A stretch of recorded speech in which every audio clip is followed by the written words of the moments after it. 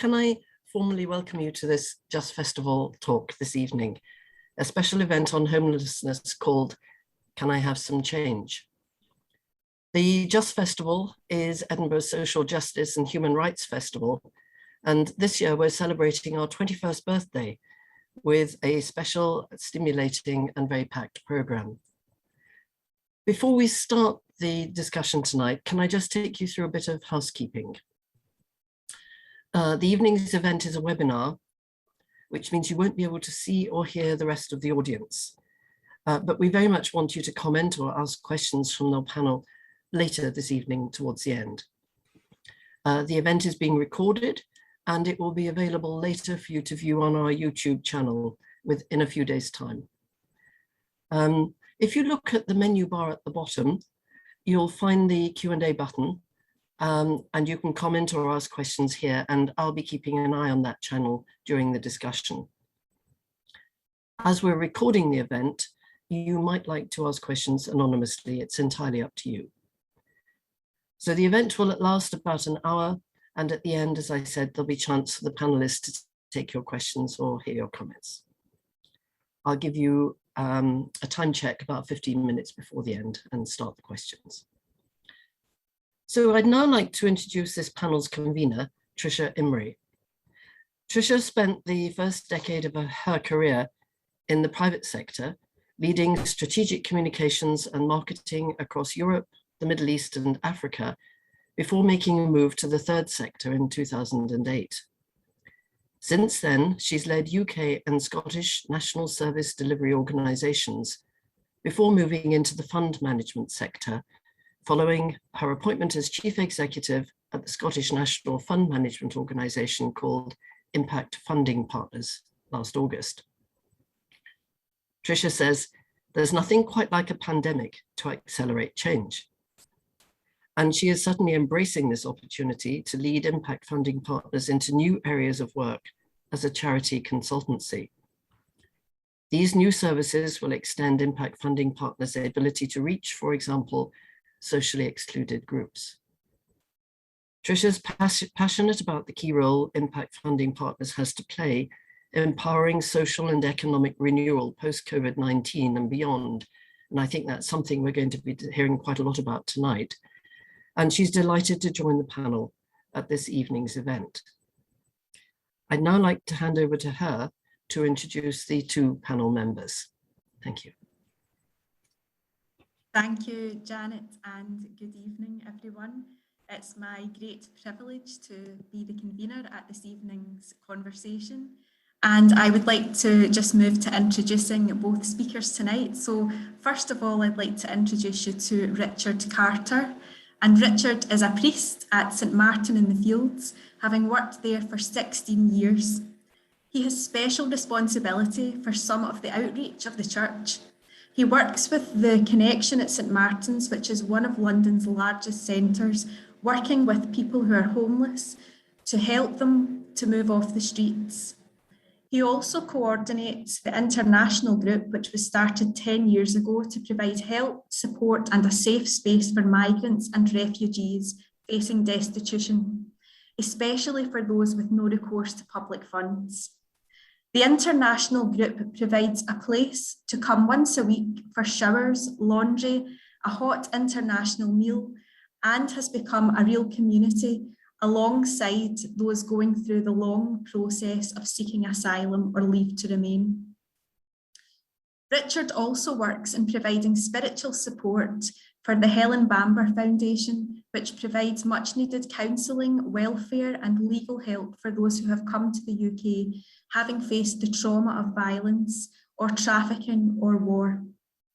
He is the founder of the Nazareth community at St Martin's, a gathered community for people from all walks of life who meet together for silence, service, sharing and stability.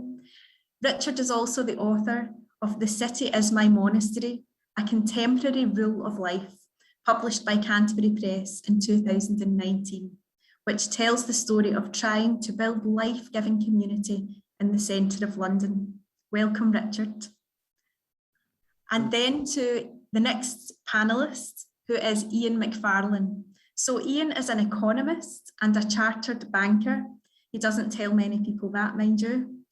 He worked in banking and for large professional services and IT organisations before following his heart and stepping into the world of social care, charities, and the need for person-centred and trauma-informed approaches across homelessness, addiction, justice, and mental health. He is now the Chief Executive Officer of Blue Triangle, a homelessness organisation who support over 400 people every day across 35 services in 9 local authorities in Scotland. They operate at the intersection of social care and social justice and support people at the higher and highest end of need, both young people and adults. Iain is passionate about changing the narrative around homelessness, and in his words, it's a point in time, not a condition, and we need to see the person, to develop authentic relationships and do all that we can to empower them to thrive. After all, no one's past should define who they are today. Indeed, Iain, I'm sure everyone would agree with that statement. Iain is also the chair of Hope Connections, a charity he formed in Glasgow in 2018 for people trapped in a vortex of homelessness, addiction, reoffending, and fragile mental health. Building a compassionate community of people with lived experience to harness the power of changed people changing people. Iain brings both a national service perspective, operating at the heart of a rapidly changing policy environment, and also a local charity perspective to our discussions this evening. So let me firstly hand over to Richard and then Iain to share insights into their worlds. We'll begin with Richard, who will give us an overview of his life working in Trafalgar Square and share some real life stories and the impact that COVID-19 has had on his work. Over to you, Richard. Thank you for that incredibly generous introduction, Tricia. When I first came to work in Trafalgar Square, I thought I would never sleep. The noise outside the house where I live in Trafalgar Square, next door to the church, never ceases, with the sirens and the bottle banks and the shouts from people coming out of the pub and parties. And yet, this place, many would think, does not have any community. In fact, Trafalgar Square has a huge community. And one of the strongest elements of that community in my life has been the community of the homeless. I use that word, the homeless, advisedly, because one of the first things I learnt when I moved to Trafalgar Square and began working with people who had faced homelessness and vulnerability was that word was a word that many people would not want to be used. I remember going into a group and saying, now it's very good to be working with homeless people. And one of the women in the group said to me, "Why do you call us homeless?" I said, "What do you mean?" She said, "Well, why did you just call us homeless people? I mean, I don't call you an in-house person." I said, "Well, yeah, that's true." And she said, "You see, we're all just people." A few days later, another of my initiations into the life of this place was I was in the church, and there was an obviously homeless man with all his bags and looking pretty destitute. But on his lap was a laptop computer. I kind of was surprised. I went over to him and I said, "Oh, morning, where did you get the computer?" Sort of smiling. And he looked at me and said, "Just because I'm a homeless person, it doesn't mean I'm a thief. Actually, I'm a composer and homeless." Straight away when I came here, my assumptions of what it means to be homeless were challenged. I wrote this: "Hello, there's a human being in here, not an object, not a type, not a threat, not an irritation, not something to be possessed or discarded, not someone who's come to steal your territory. I'm not a problem to be solved.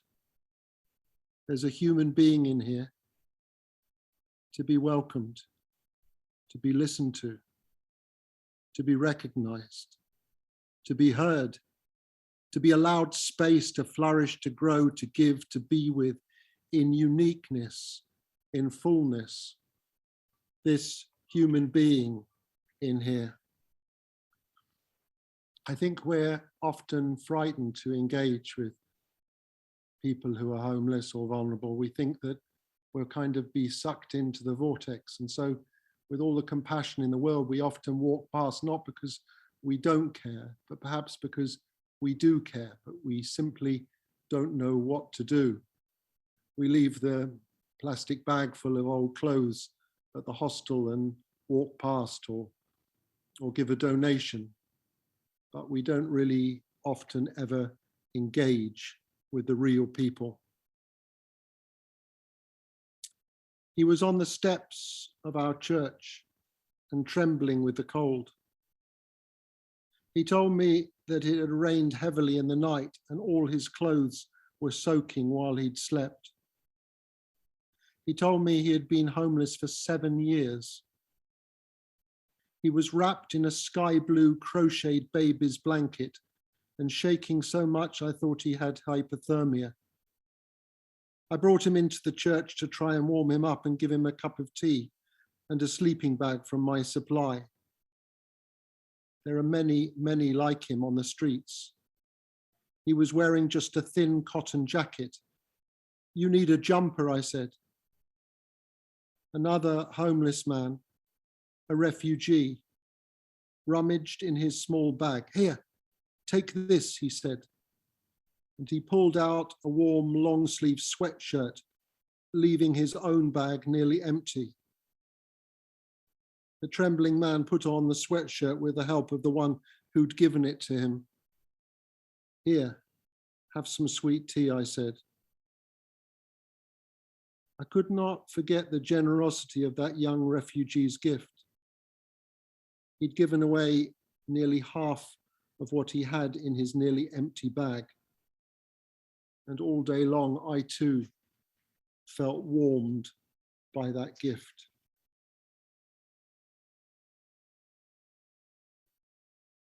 He walks past me, hood up, his coat stiff with grime from living on the streets, a black, noble face, huge courage in his eyes.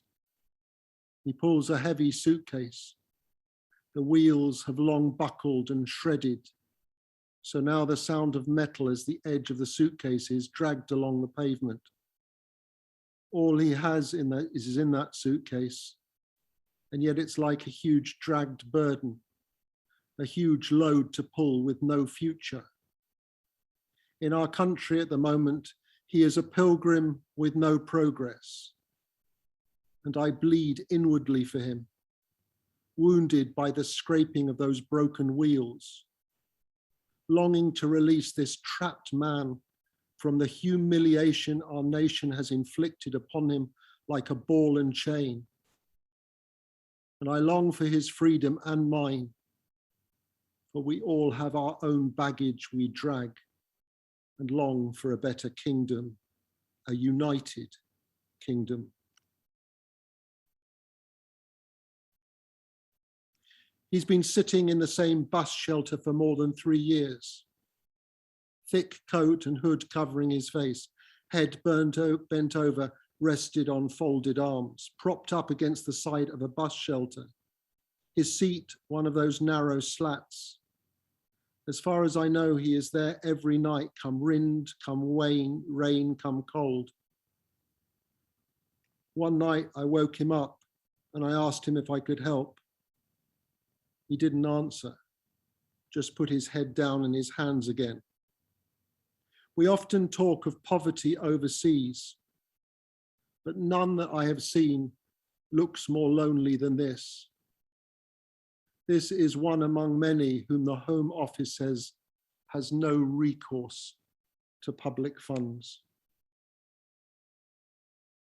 When you meet people face to face and see their humanity, it becomes harder not to carry them with you, holding them, looking after their joys, finding joy in their joy and hope in their hopes. To be with people means There's no quick fix or easy solution. There's often only an open wound. It's to know too that everyone has their own backstory, which is never entirely as it seems. And everyone can tell their own story in many different ways. To be with someone means to be with them as they are, not as you would like them to be. It is to acknowledge the deeper, the undisclosed narrative that you and possibly even they will never fully know or fully understand. It's to accept the mystery of our lives and our ways of telling ourselves. It's to begin to see your own humanity in someone else.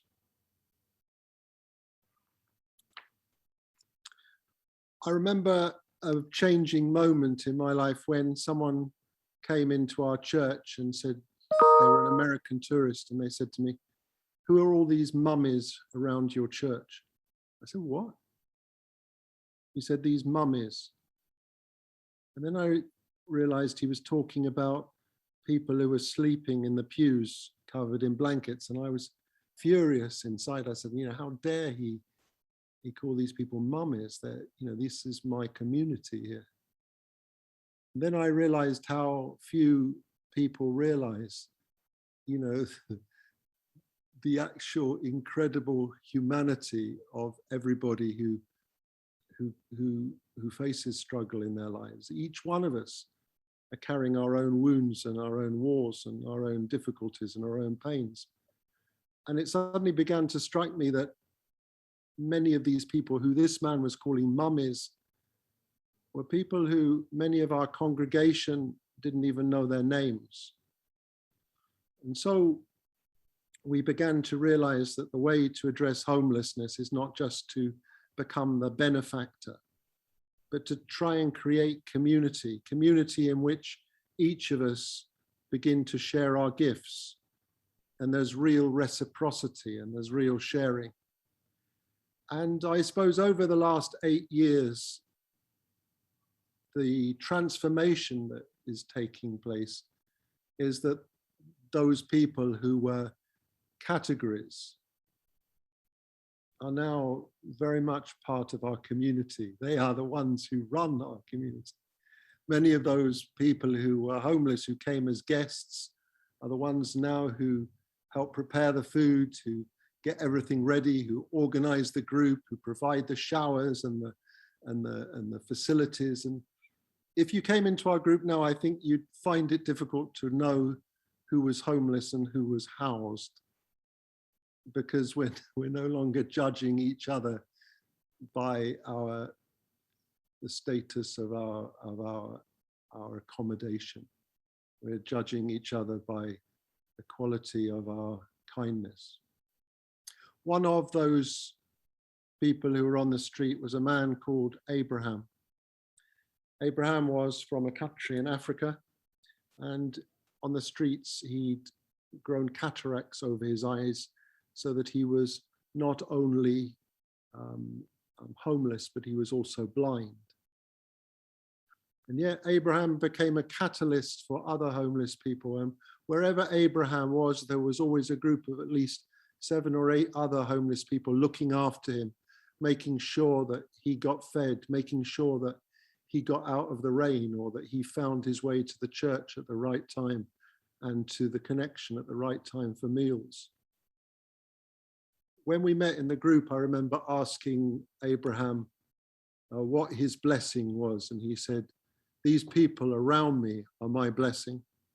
We managed to save up money, and we managed to get him an operation for the cataracts on his eyes. And one Easter, not last year, but the year before, he had first one cataract removed and then the other cataract removed. And I remember seeing him in church, and he was going, Richard, I can see you. It was one of the most joyful moments in our community. And I met him the following week with the group, and we were talking about blessings in our life. And I said to Abraham, "What is your blessing then, Abraham?" He said, "My blessing is that I can see you with my eyes." And it was just such an amazing moment. And I said, "But what about before you could see, Abraham? What was your blessing then?" before you could see. And he thought for a moment, he said, ah, even when I was blind, he said, I could see blessing. I said, what blessing could you see when you were blind? He said, when I was blind, I could see kindness. Now, kindness is a very, a word, overused word. Perhaps we don't think of it too much, but I think kindness is where all transformation begins. Mother Teresa used to say, don't think how you're going to solve world poverty. Think how you're going to be kind to the person in front of you. Think how you're going to make a relationship with that person in front of you. Abraham, a few months later, was picked up by the police and put in a detention center without any trial, without any recourse to legal help. And he was deported to his own country. He wrote this to me.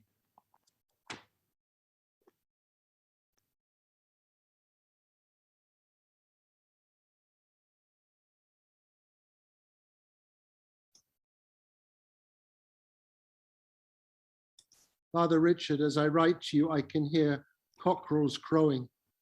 This is Africa. He said, I feel like someone who has been on a ship crossing the ocean, and your government has thrown me overboard into the middle of the sea. And I'm no longer sure in what direction to swim, but I'm simply in the middle of nowhere. This is the story, he says, of someone who spent 12 years in a place trying to build a new life for myself, only to have it torn away and returned to face the very poverty and violence that I fled 14 years ago to make that 2-year journey across the world to your country. But today is Wednesday. And on a Wednesday, I remember how every Wednesday I used to wait like a child for Christmas, because I knew that Wednesday was the time I would meet your community. I miss you all. I'm eternally grateful to your community, your guys who welcomed me with open heart. Though I was nothing, you treated me with respect. You treated me like a human being, like a king. Thank you for being a family to me. And thank you for listening to me and showing interest in my life. Thank you all for being there at the drop of a text. My light in the darkness.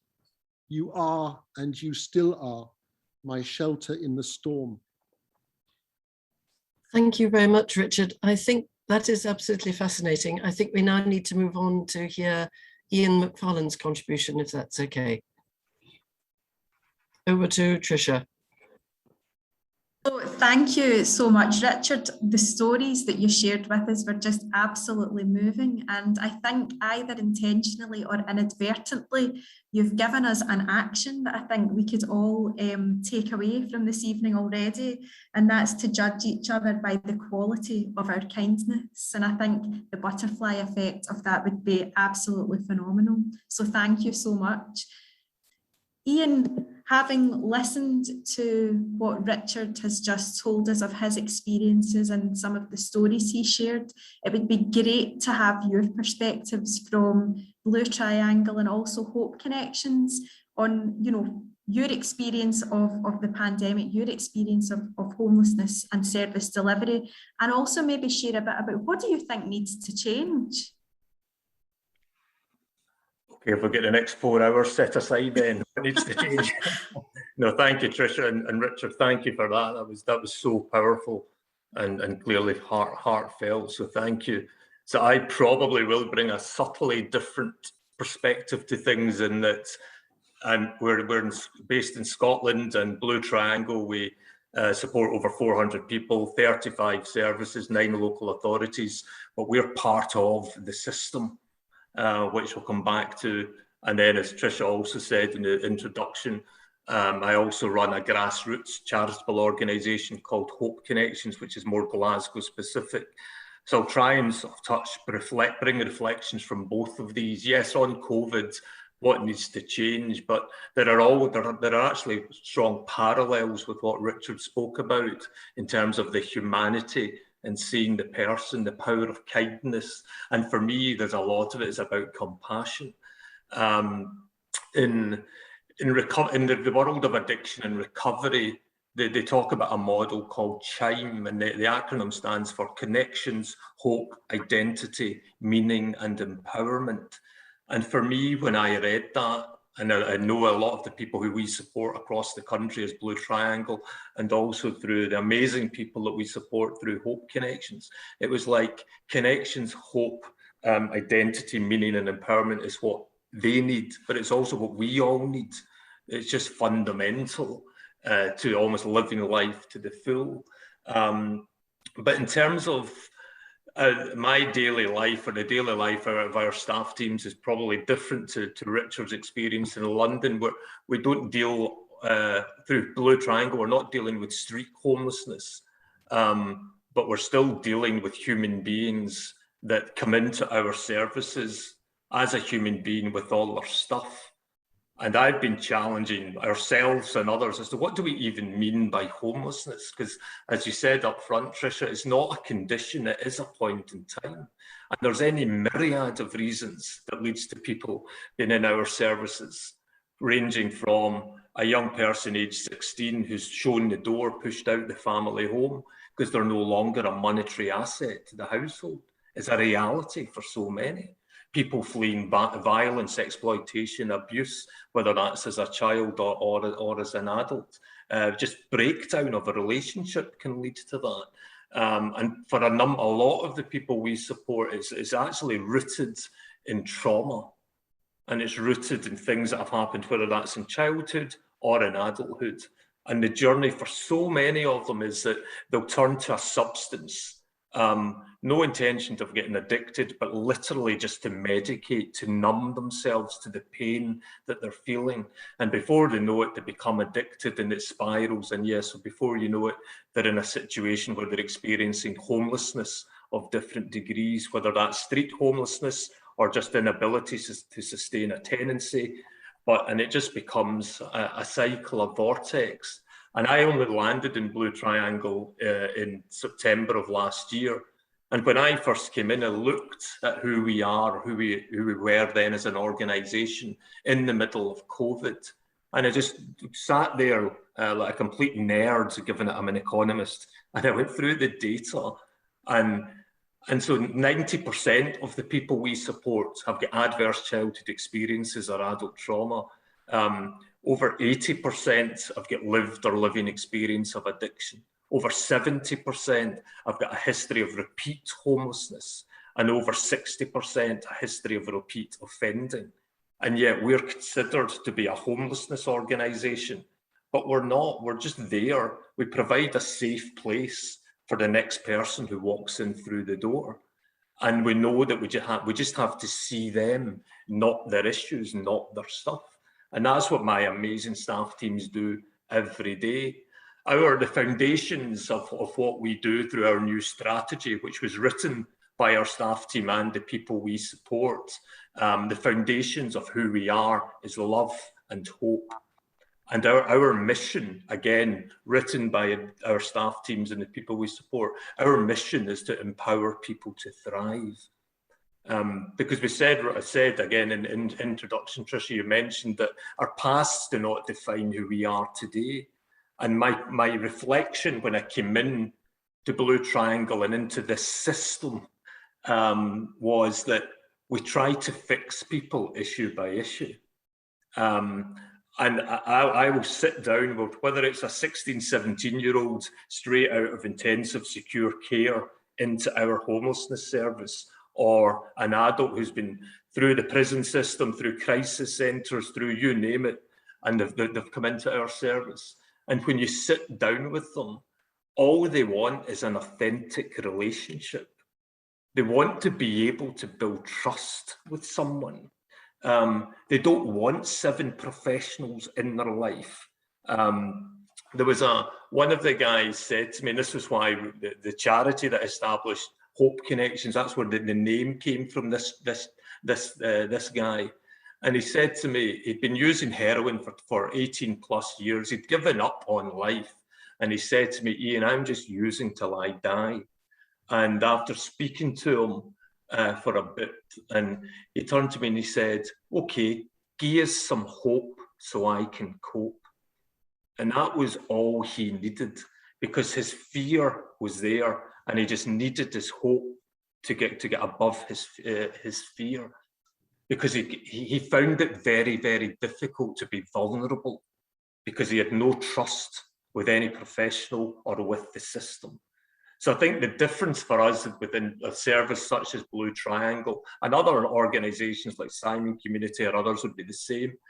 We have the opportunity that people come and live with us. So we get that opportunity to invest at a very human level into their lives, and we build up that real trusted relationship. And it's their home. So to them, we're not a homelessness service. This is their home. And I'll walk into one of our young people homelessness services at 10:30, 11 o'clock in any morning, and they're all cutting about in their dressing gowns. It's just like as if you're walking in. It's just like a normal. It's their life. It's their way of living, and it's fantastic.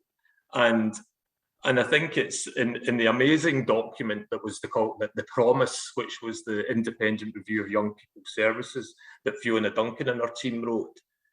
There was a couple of phrases within that jumped out at me, and one of them was that language creates realities, and this system stigmatizes people. We label people.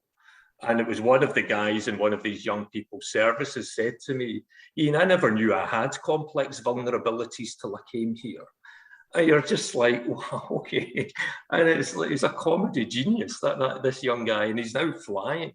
Another young guy in our service in Sauchiehall Street, 6 months ago, he was in a dark place. He was struggling, and he's now, he starts at university next month. We've had other people that have come through, and because it is a safe place, the foundations would be love and hope. One of the young guys, he shared his story through our Amazing People campaign online. So I'm not betraying any confidence here. And James is, for the first time, opened up because there was an authenticity for him in the people that were there. And we employ a lot of people with lived experience, which I think helps to provide that safe environment. And he's now thriving. He's now moving on, and he's progressed so quickly. So our whole mission, that whole focus on empowering people to thrive is key for us. So yes, we may be a homelessness organisation, but we're that in name only. And we may be commissioned to get people tenancy ready, whatever that means. But it's far, far deeper than that, because it's a far, far individual relationship and people that we're working with. But one of the biggest things, Tricia, when I came in, that I reflected on was, we're a paid service. We're part of this system where money rules, and we're commissioned and paid to provide support.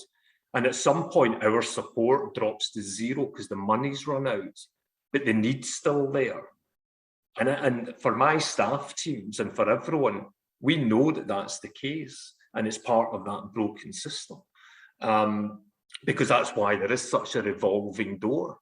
It's that inbuilt system failure and the failure demand, which just fundamentally needs to be addressed. And that's why we do need radical change, and we need courageous leadership as part of that. So that's why the statutory services, whether you're in homelessness and addiction services, justice services, young people services, the statutory services can only ever do so much. Commissioned services can only ever do so much. And that's why, for me, there's a real need for connected communities, compassionate connected communities that are wrapped around all of that. And the one thing that was evident through COVID and the government's call to action for social renewal in Scotland spoke to that very powerfully, in that we demonstrated that public sector can come together with third sector, can come together with private sector and grassroots organisations and do the miraculous. And so we can't lose that. We can't just snap back to as was situations.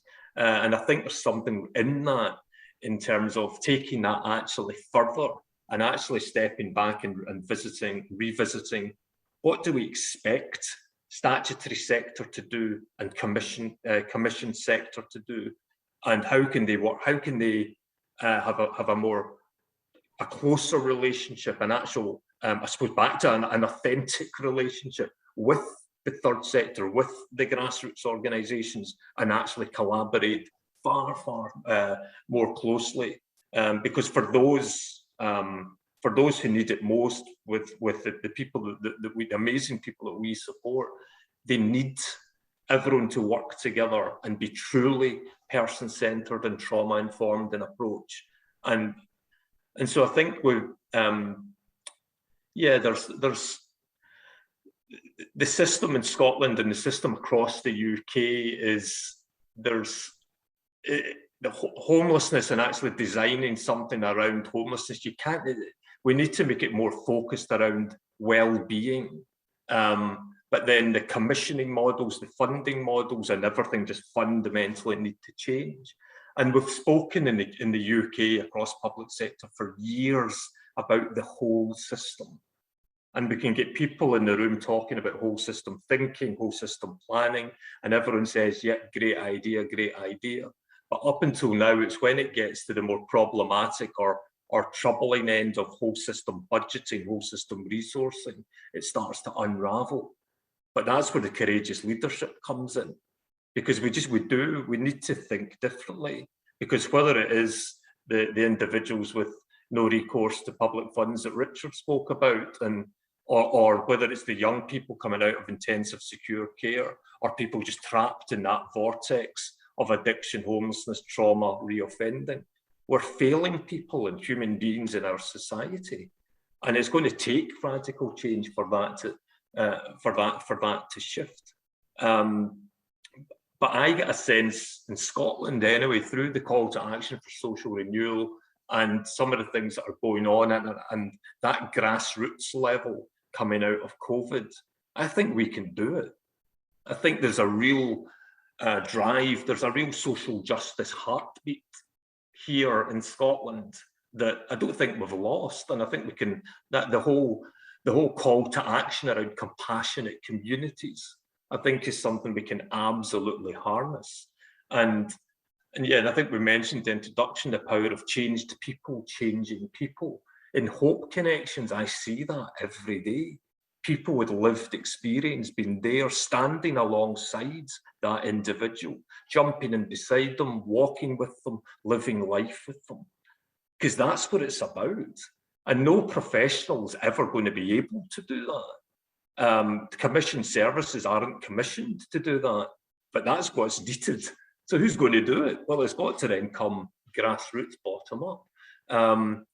But I think we're at a point now, the convergence almost coming out of COVID.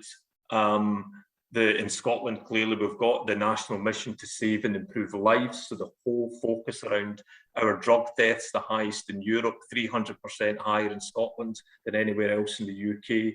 The drug, alcohol, suicide deaths, a tragic 3,117 in 2019. And that's why Nicola, First Minister, called it a national disgrace, and it is.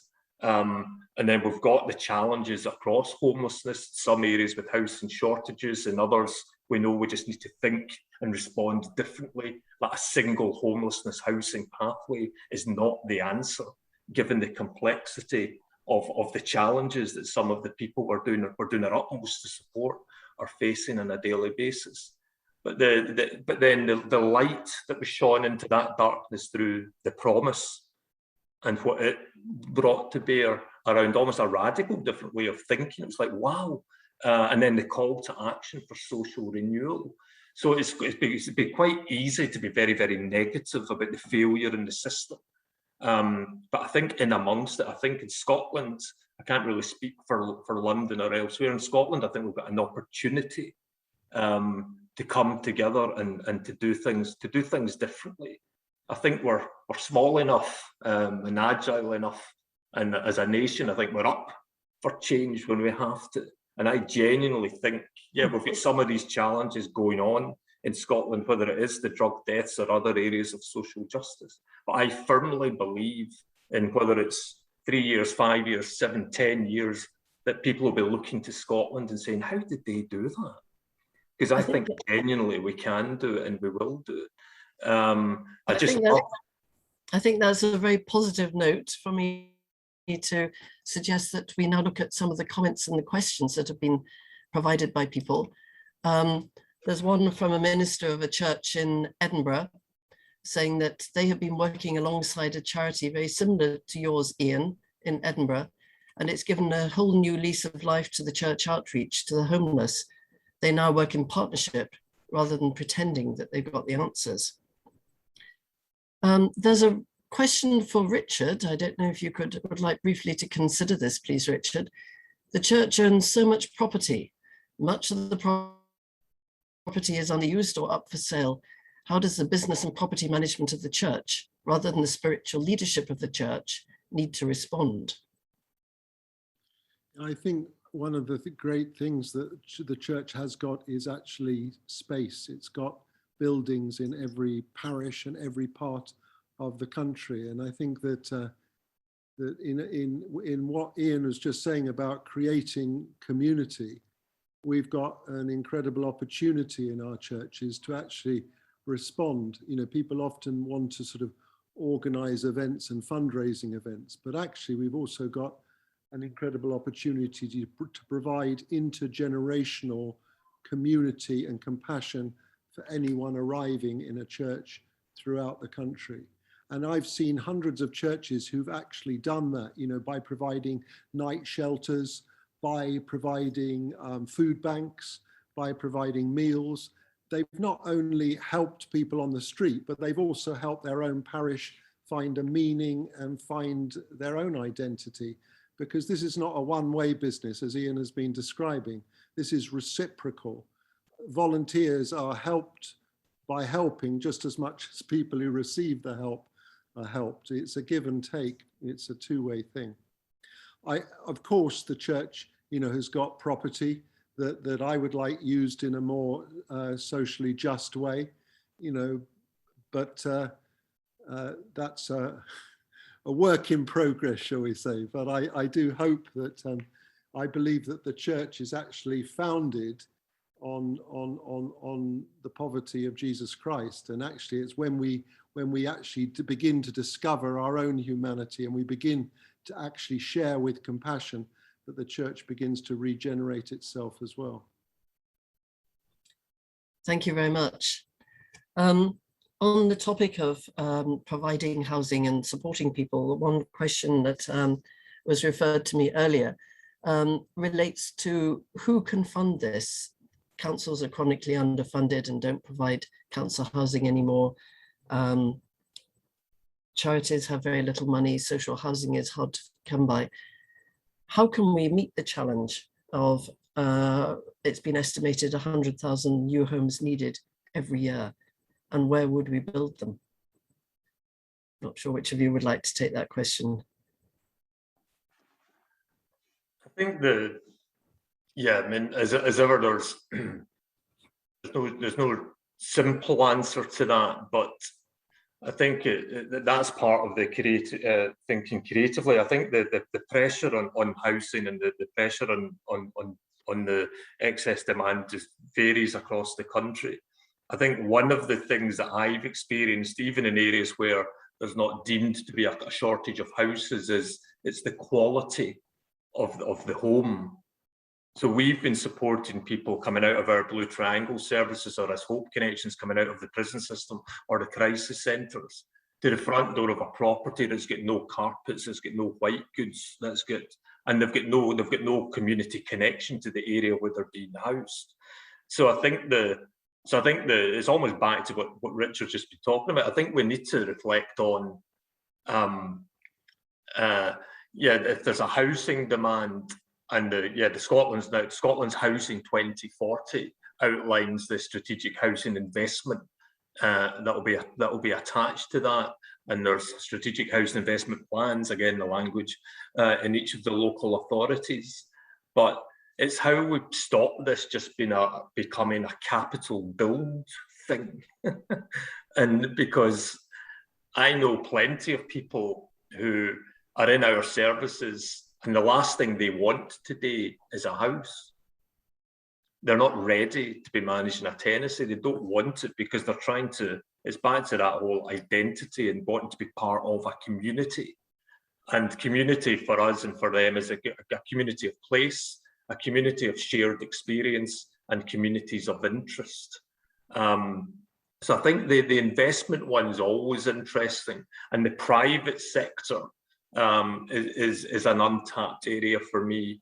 And again, out on the back of COVID, I'm leading work just now, believe it or not, working with Scottish football clubs, trying to scope out public, social, private partnerships.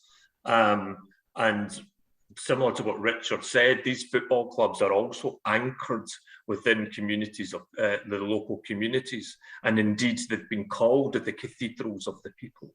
And what comes with football clubs is a whole array of corporate sponsors who bring funding, who open up employment pathways, not just employability pathways. And they've got void space and stands, they've got land around the stadium. So all of a sudden, and they are within a well-being environment. So it just throws up a completely curveball almost concept of as part of a solution idea. Because I think if we step back and just look at the public purse and in the way that the economics currently work, we're always going to be constrained in that regard. But I think there's always creative responses. But I think, and certainly from a homelessness perspective, it can't just be about building more homes. It's got to be a far bigger agenda, and about real lasting change, about building communities, and allowing people to be connected in to these communities. Certainly for those of the people that we support, the people who are on, I hate the language, but those are more on the edges and struggle to enter into active citizenship, again, a rubbish phrase. But so I think, yeah, when you strip it back to the finances and when you strip it back to the economics, it's how you drag that back into a more humane discussion and a compassionate discussion is the key for me. I agree there with Iain, because I think the cost of dealing with the problem is often far more than the investment would cost in the person in the first place. I mean, if you look at the Olympic Games, BMX riding and skateboarding, which just have been added, and you see whole communities have risen up around those sports, boxing, and giving young people a chance in youth clubs. Investment at that level prevents all the waste of money that's spent on young offenders institutes, on prisons, on paying for a lot of trying to deal with the problem rather than actually investing in the people right at the beginning. And I think the investment in the person is most important. That's what happened during COVID. Instead of saying we're going to leave these people on the street, actually local council said we're going to take over hotels. We're going to actually invest in these homeless people. And there was tremendous opportunity and change. I mean, all the connection at St. Martin's saying they did more good work in that 10 months than they've been able to do in years, when people are just sort of popping in and living erratic, chaotic lifestyles. But when they had people in a hotel where they could provide for their needs and really address their needs, their mental health issues, their addiction problems, real progress was made. It was because there was investment that it prevented a lot of wastage of money later down the track. Yeah, I think that failure demand, as you say, Richard, when you actually get underneath not just the human cost, the social cost, but even the economic cost of that hidden economic cost. And that's why the debate needs to shift. And again, in the discussions in Scotland about the design of a national care service, the early discussions have been quite clear that we need to flip it and view it as an investment and not a cost around social care. Because when you do look at the person, empower them, it's just that the the costs that are then avoided, and then them just as again, active citizenship's a terrible word, but again, it's an investment, not a cost. But for me, when you humanize it, it's the impact that you have in that one person. I see the ripple effects through the work that we do with Hope Connections, not just into their family, but quite often we are supporting people who are third or fourth generation trapped in these cycles. But it's the impact that ripple effect across the whole community. And you can't put a pound sign on that because you're just transforming lives.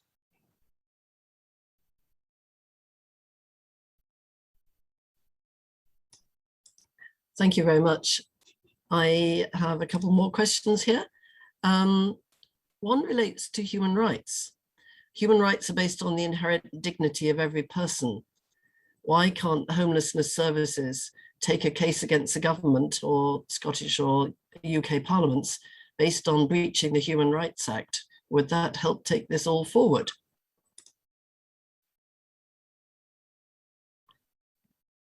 Richard or Iain? Iain, looks as if you're thinking hard about it.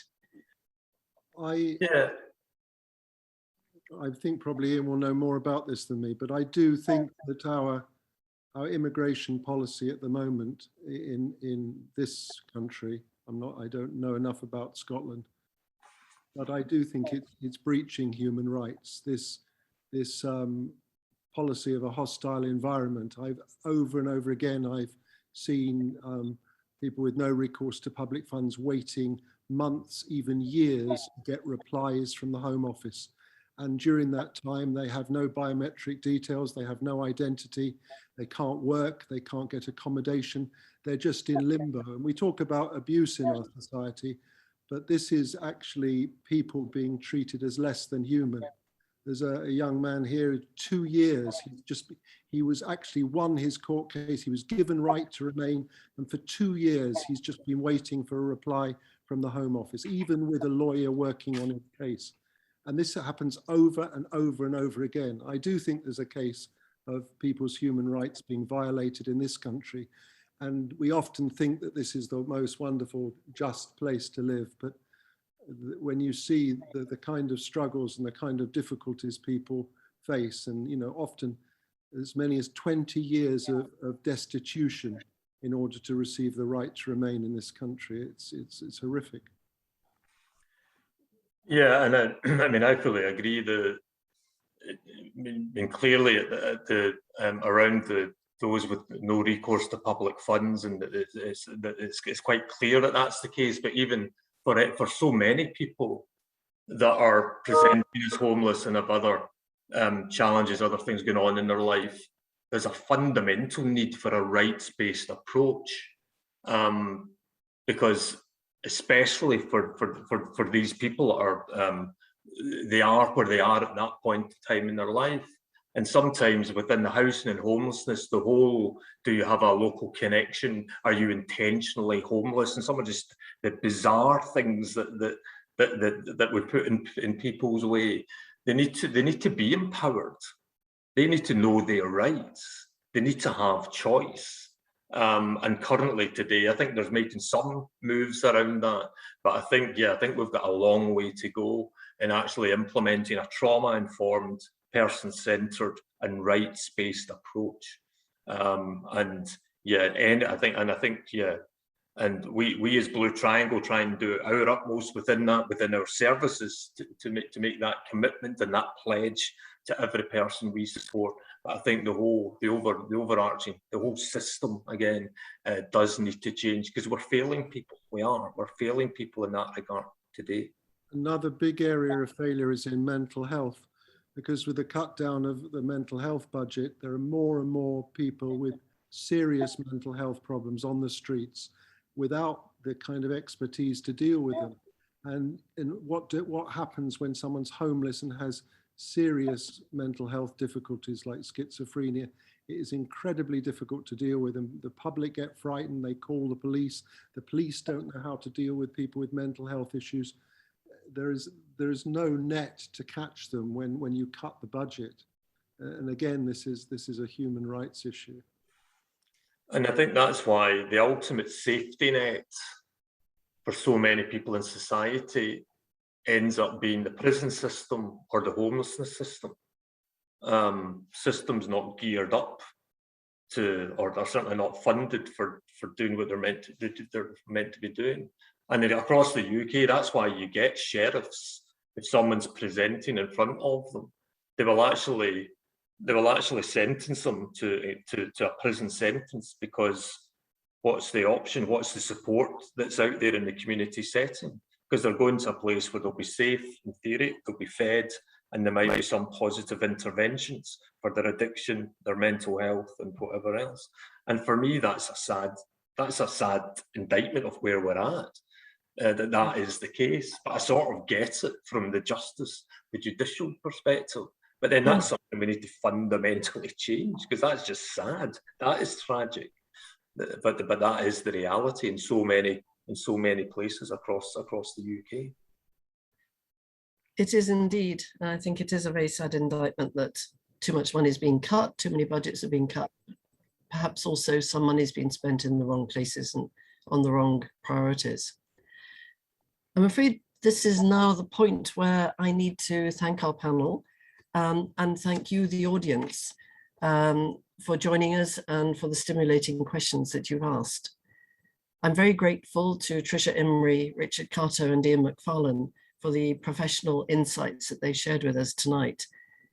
They've given us a wider understanding of homelessness as a result of poverty and inequality, often compounded by multiple problems such as addictions, mental ill health, and an upbringing lacking in love and support, or homelessness as a result of abuse, trafficking, and an escape from danger in other countries. Above all, they've shown us that homelessness is not a condition and should not be a permanent label, but is merely a point in time for the person concerned, and one that we should do our best to try to help to end. Their call to us for action is something that we'll all be taking away and considering, I hope, and thinking how we can judge each other by the quality of the kindness that we show. So I'm deeply grateful to them for sharing all this with us this evening. Before everyone leaves, may I briefly draw your attention to the next few events in the Just Festival. On Thursday this week, we have 2 talks with a cabaret of dangerous ideas called Believing Impossible Things and Wild Child, starting at 6:30. And on Saturday the 4th, we have 2 events. At 2 o'clock, a conversation on provinciality in the global village of world literature. And at 4:30, a talk on the Scottish janitor who became the father of climate science. So many thanks again for joining us, and good night, everyone. I hope you'll enjoy the rest of the Just Festival. Goodbye.